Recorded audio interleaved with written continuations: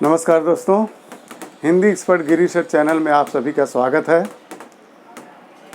जैसा कि आप सभी को विदित है, आजकल वर्चुअल क्लासेस चल रही हैं, सभी प्रतियोगी परीक्षाएं भी चल रही हैं। उसको ध्यान में रख करके मैं आप सभी के सम्मुख व्याकरण की प्रस्तुति करने जा रहा हूं। और व्याकरण में सबसे पहले मैं उपसर्ग ले रहा हूं। उपसर्ग में मैं यहाँ कवर करने वाला हूं इस वीडियो में उपसर्ग की परिभाषा, उसके उदाहरण और अनेक उपसर्ग के दो तीन उदाहरण। सबसे पहले आइए आपको हम उपसर्ग की परिभाषा बताते हैं। उपसर्ग है क्या, उसके विषय में बताते हैं। उपसर्ग वे शब्दांश हैं जो किसी शब्द से पहले लगकर या जुड़कर उसके अर्थ बदल देते हैं। ध्यान रखना दोस्तों, उपसर्ग एक शब्दांश होता है। उपसर्ग क्या होता है? एक शब्दांश होता है। यह मूल शब्द नहीं होता, यह पूरा का पूरा शब्द नहीं होता, और जो किसी शब्द से पहले लगकर उसके अर्थ बदल देते हैं या उसमें नई विशेषता उत्पन्न कर देते हैं। तो किसी शब्द जो यहाँ पे रखा गया है, इसको ध्यान में रखना। वह किसी शब्द मतलब होता है कोई शब्द जो मूल शब्द हो, मूल शब्द जिसका कोई अर्थ होता है। ध्यान रखना, जिसका कोई अर्थ होता है उसी में ही हम उपसर्ग लगाते हैं, और वो भी उपसर्ग लगाने से एक नया शब्द बन जाता है। एक नया शब्द बन जाता है, उसमें एक नई विशेषता उत्पन्न कर देता है। दोस्तों आइए हम समझे उपसर्ग है क्या। उपसर्ग एक शब्दांश है, ध्यान रखना, एक शब्दांश है, और यह वाक्य में प्रयोग नहीं हो सकता। कभी भी उपसर्ग को, केवल उपसर्ग को आप वाक्य में प्रयोग नहीं कर सकते। और उपसर्ग मूल शब्द से पूर्व लगने के कारण ही वह उपसर्ग कहलाता है।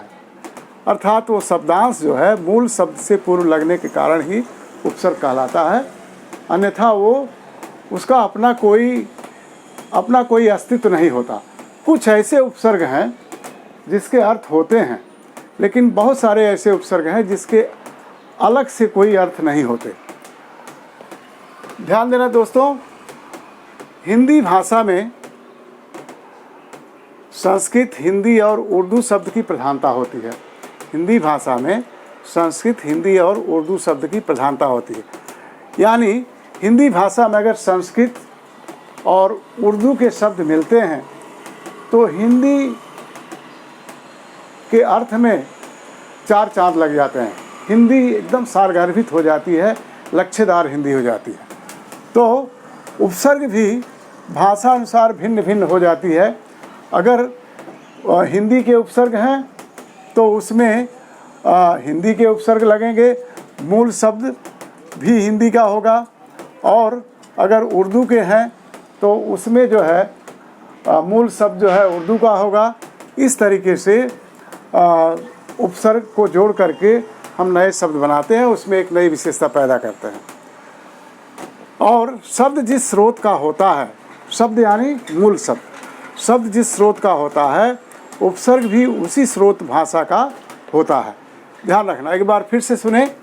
उपसर्ग कहते किसे हैं? वे शब्दांश हैं जो किसी शब्द से पहले लगकर उसके अर्थ बदल देते हैं या उसमें नई विशेषता उत्पन्न कर देते हैं। जैसे कु एक शब्दांश है, या हम कहें कु एक उपसर्ग है, और पुत्र जो है ये मूल शब्द है। पुत्र का अपना एक अर्थ होता है, और अगर इसमें कु प्लस पुत्र लगाएंगे तो ये हो जाएगा दोस्तों कुपुत्र। ये क्या हो जाएगा? कुपुत्र। कु का अर्थ होता है दोस्तों बुरा। कु का अर्थ होता है बुरा। तो कुपुत्र देखो एकदम नया शब्द बन गया। कु मूल शब्द है, पुत्र जो है मूल शब्द है और कु उपसर्ग है। ये दोनों उपसर्ग के लगने से ये कुपुत्र हो गया। कुपुत्र मतलब हो गया दोस्तों बुरा बेटा, अर्थात गंदी आदतों वाला बेटा बिगड़ा हुआ बेटा, उसको आप बोल सकते हैं बिगड़ा हुआ बेटा।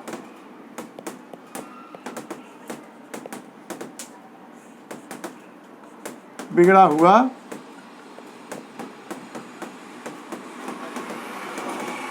बेटा। और ऐसे ही कुपुत्र में अगर आप पुत्र में सु शब्द लगा देंगे, सु, तो ये भी एक उपसर्ग है, सु प्लस पुत्र, ये हो गया सुपुत्र। क्या हो गया दोस्तों? सुपुत्र। अब सुपुत्र मीन्स होता है अच्छा बेटा, अच्छा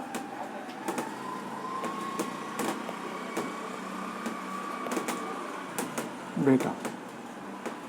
तो यहाँ पर आप देख पाएँ कि एक नई विशेषता आ गई इसमें, उपसर्ग के लगने से, यानी मूल शब्द के उपसर्ग के लगने से, शब्दांश के लगने से मूल शब्द में एक नई विशेषता आ गई, और वो हो गया कुपुत्र, और इधर हो गया सुपुत्र।